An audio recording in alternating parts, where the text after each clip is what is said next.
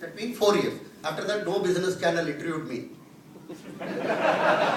Recently, somebody interviewed, I told it will take 80 quarters. That girl, 80 divided by 4, 20 years. He asked me. I told, no, they are never going to come out. It's not going to come out for the simple reason, it is not a bond yield or it is not just a financial crisis. It is not Europe crisis, it is Europe in crisis.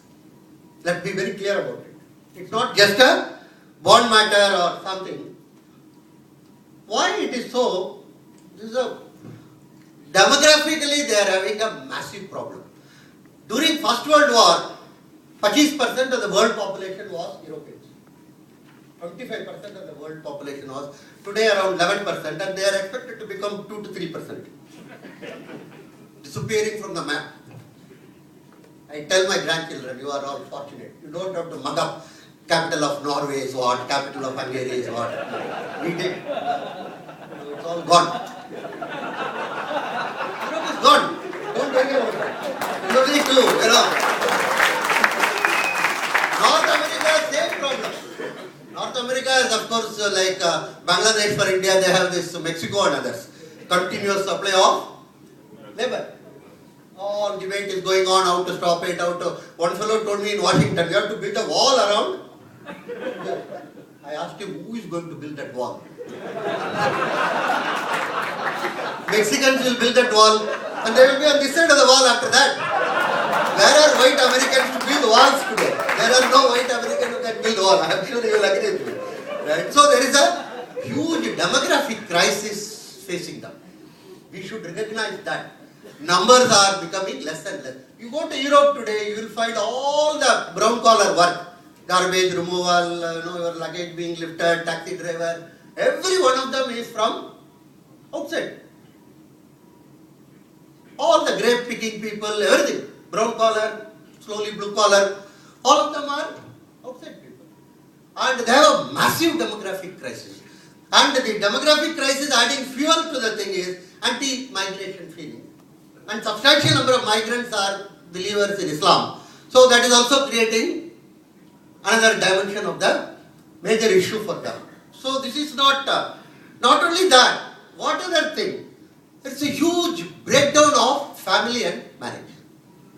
In US, more than 50% of the children born under 30 women are out of wedlock. And now they are talking about that is new normal. That's the jargon they are using. What is new normal? Illegitimacy is new normal.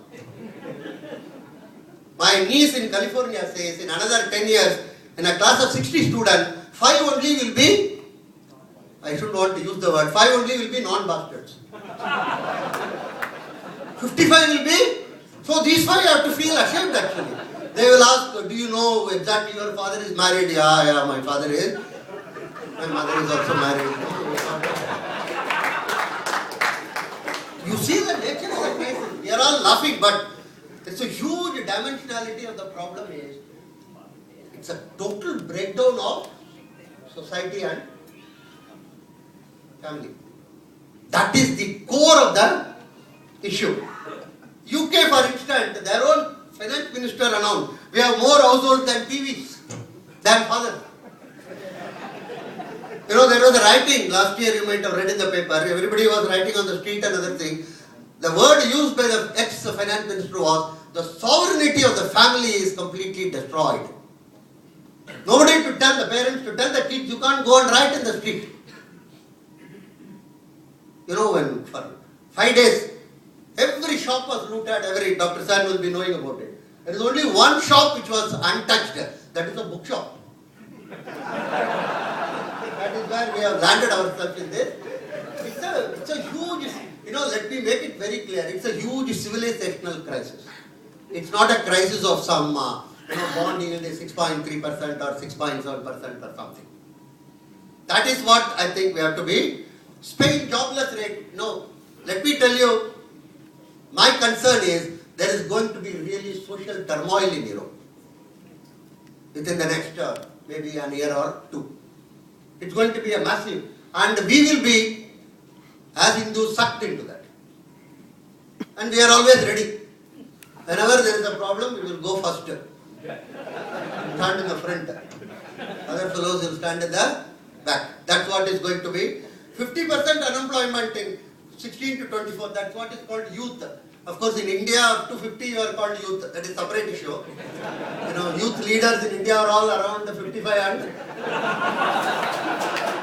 called youth leaders. I can never understand this. Anyhow, there the definition of youth is 16 to 24. Greece 48, Spain 50, Portugal and Italy, now it is 35. It's increasing. And Britain 22, all huge amount of, massive amount of unemployed. But more concern is, one of my friends told me, large number of them are, believe me, unemployable. They are not just unemployed, unemployable because adequate amount of skills have not been acquired by many of these fellows roaming the streets. It's a massive dimensionality of the problem. This we saw anyhow. We will, where do we stand? The sovereign credit rating, all bogus thing. They were all telling everybody is AAA and other thing. Greece was AAA and suddenly they all realized that nothing is. In our case, two things we should remember or recognize. Our saving is the one in India which is sustaining our growth. We talk about FII and FDI, they are all important. And never it has exceeded more than 8%. Our domestic saving is the fundamental cause for India's growth. And domestic saving, household saving is the basic cause. Somebody asked me who should be appreciated. I told create a statue of average Indian housewife. From Kottayam to Kamrup, let her stand like this. She is responsible for our growth. Not the government, not the foreign funds or anything. An average Indian housewife, 25%, varying between of our savings rate. Saving rate is around 37-38%. Comes out of household saving. Second is, a lot of people ask me in US, why do your people go on saving? Originally they were complaining you are not saving. You are hopeless fellows, you are not saving. Now when we are saving, they say, no, you should consume. You should consume more and more. Why is your housewives are? I told you don't understand. So there are 4 or 5 things. One is we don't have a generalized social security. Because West has nationalized families. Let's be very clear about it. They have nationalized families. Everything is maa baap ka sector. Retirement benefit, government. Health benefit, government. Because they have built a society based on rights. You can never have a society based on rights. That's a fundamental idea of Hinduism. We can only have a society based on duties. The word dharma actually connotes both. You can't have, so there is no concept of duties there. Everybody has got only right. Children's right, animal right, women's right, old people's right, and people like me, my right, because I am alphabetically challenged person. Vaidyanathan, my name is V. So I am another society of rights. Everybody is based on right. Duties are gone. But in India, I told them, look, we have to take care of our own old age. Because 85% of us are self-employed, not government employed or private sector employed. Second is healthcare, old age. Education of children is extraordinarily important for Indian woman, average Indian woman. Somebody asked me the reason, I told very simple. Every Hindu woman wants her children to be better than her husband. That's very simple.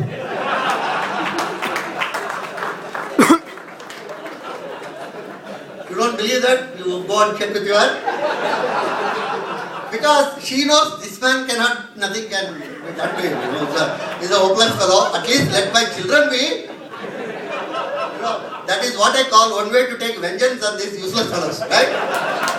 Every Hindu woman wants her children to be, and education is an extraordinarily premium for Hindu women. I can tell you that much. If you ever have interacted with even lowest category of people, first thing they would like is for their kids to get educated.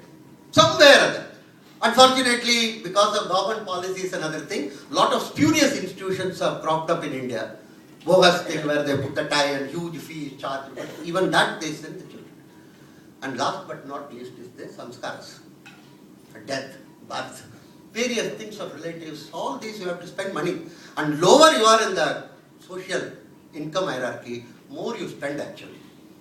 The higher, richer people, they may send an SMS, very sorry, you have died. Sorry. And then realize it won't reach that fellow because he is already gone. Lower category fellows travel long distances, buy saris, buy dhotis, so many things they get involved.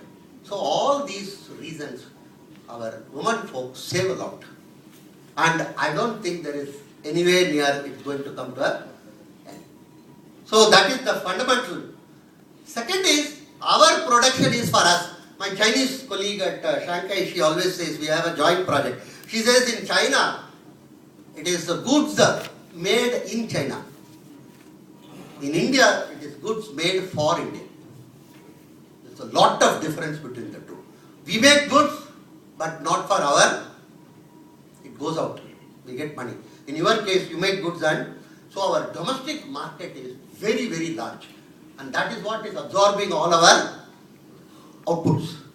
So, our growth is based on housewives, our market is domestic, and that is what we try to show in this. Gold, of course, we will take it in some other context. We are one of the largest buyer of gold. And government, the Reserve Bank of India always used to say 15,000 ton, 18,000 ton, another thing. After this Trivandrum temple thing was opened, they have stopped giving any estimate. I asked my deputy governor, what is your current estimate of gold holding? He says, Professor, why are you teasing me? And that is between you and me, that is the stupidest thing one can ever do. Because every month the government of Kerala is spending some 80 lakh or something on security. And this has to be permanent, eternal. See, somewhere a dog is lying sleeping, it should be left. Our judges suddenly find, I wrote a letter to them also. You should have, they have not taken any contempt against me. I told you are idiots. Let there be something which is as is, there is condition. What is the point in trying to make it, from Adelaide to Alaska, everybody knows that the trillions worth of gold is there. So every month we have to be spending on security. Eternal, not 1 or 2 years. Anyhow, so this is one of our very large and greatest nature of the strength. So why did the West fail? Nationalization of families. See, once the sovereignty of the family is lost, I can assure you, the entire society is gone. That is the fundamental basic building structure of the society. From cradle to grave, from womb to tomb, the respective government is supposed to take care. I think that's something which savings forgotten, rights-based society, relationship, everything is contract-based, they have converted. They have gone to the other extreme. All are contract, prenuptial contract, postnuptial contract, how we should live together, where should be in the drawing room, everything is immediately. See, where I have written there, very sorry to tell, but it is fact, a lot of my friends are, where lawyers and accountants only flourish, that society is doomed.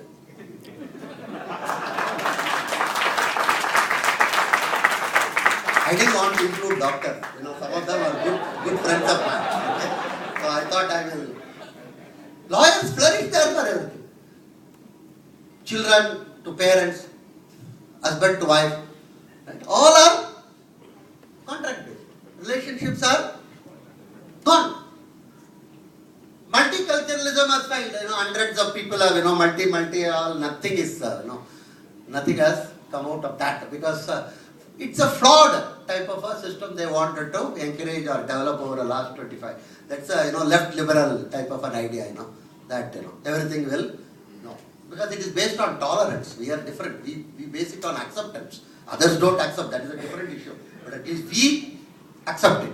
So that's gone. So, it's not a global crisis. It will take 80 quarters, I have written. I am polite. We professors don't want to say it will never recover. That's not a good thing. Take it from me, it's gone. Right? More decoupled, better for us. That is it. Now they will like to dance with us. Together. Come, dance. And we will go and dance also. Because, as Conrad is here, right? We are genetically wired to be more. Our umbilical cords are more toward the west. People say look east and look east. No. Our umbilical cords are all more wired towards west only. Right? Domestic demand, domestic household. And actually we will be interested to know our partnership, proprietorship firm, what are called small businesses, they are actually drivers of our growth in India. Very small businesses. They are community oriented and funds have to come there. So Bharat story is just starting, don't worry about it, right? It's not something, it is restarting, rather, right? And how to leverage on the crisis. This Maharishi Aurobindo has told a phenomenally foresight. You know, one thing we have to be very thankful, to our soil, actually. People like Vivekananda, people like Savarkar, people like Aurobindo, they are all walked on that soil. So even if you, breathe that, that's more than adequate. He said, the ruins of Western civilization, India will rise. That time has come now. That is the time which has come now.